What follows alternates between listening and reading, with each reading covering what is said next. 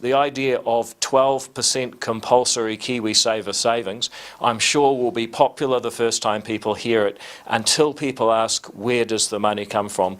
That's 12% of your income that you can't use to pay down your mortgage, you can't use to invest in your small business, but you may find you are borrowing from the banks. And the problem with compulsory super, anybody can already contribute 12%.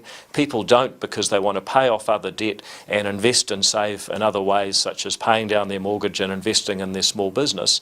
If you start forcing people to save and they have to borrow against that saving elsewhere for their home or their business, really it's an enormous gift to the financial sector. They get fees for holding your KiwiSaver, and they get more interest if you pay down your debts and your mortgage slower.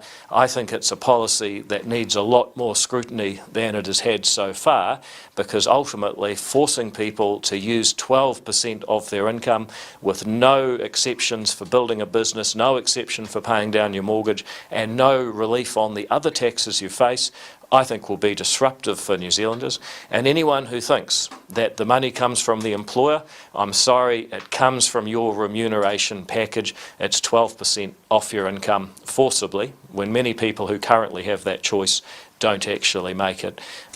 On those compulsory employment contributions with the increasing rate, do you think, would you have designed this policy differently in the sense that, if you're a lower income, that amount, increase can actually be a significant amount out of your paycheck if you're spending all your money, right? Well, 12% of your income, it's almost an extra GST, except it's not just on things you buy, it's on all of your income. So it's probably more than GST in addition to the tax you're already paying.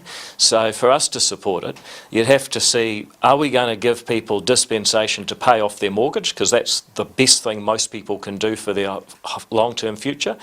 Is there going to be dispensation like they have in Australia to invest in a small business? Because that's the real engine room of the New Zealand economy. And will it come with tax relief, so you don't have to pay, maybe 30, 33, 39% tax, and then another 12% on top of that? So by dispensation you mean that you wouldn't have to make the contributions if you were instead using that money to pay? Well, imagine for example, if you could say you have to do 12% in your KiwiSaver, but if you pay off your mortgage, you can actually reduce what you put into your KiwiSaver and effectively put it into your mortgage, because for a lot of people that is a form of saving. It's the most important saving people have. Similarly, in Australia, there's an exemption if you need to put money into your small business and build your wealth that way. You're not forced to save. Even their so-called compulsory scheme is not as compulsory as some people say. Do you think it should be income stratified, in the sense that if you're at a lower income level you shouldn't have to make the higher contribution?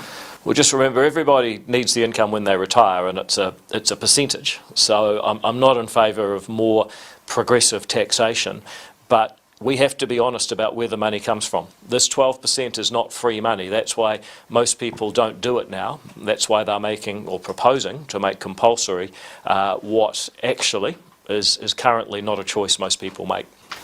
Can we afford it? Well, you can afford anything, but is it the best use of your money? People have to pay off their mortgage. If you pay your mortgage slower, you pay more interest to the bank, and you pay fees to the bank to manage your KiwiSaver. This is a great policy for banks. I'm not sure that ordinary people will be any better off, maybe slightly worse off. It's not exactly clear how much it's going to cost businesses. Do you have any idea how much it's going to cost businesses? Well, the 12% comes out of your remuneration package. When a business employs someone, they've got a certain budget to employ that person. Doesn't matter if it's KiwiSaver, if it's tax, if it's salary, that's how much money they've put aside for that employee. So the idea that somehow the business pays, no, sorry, this is coming out of your wages.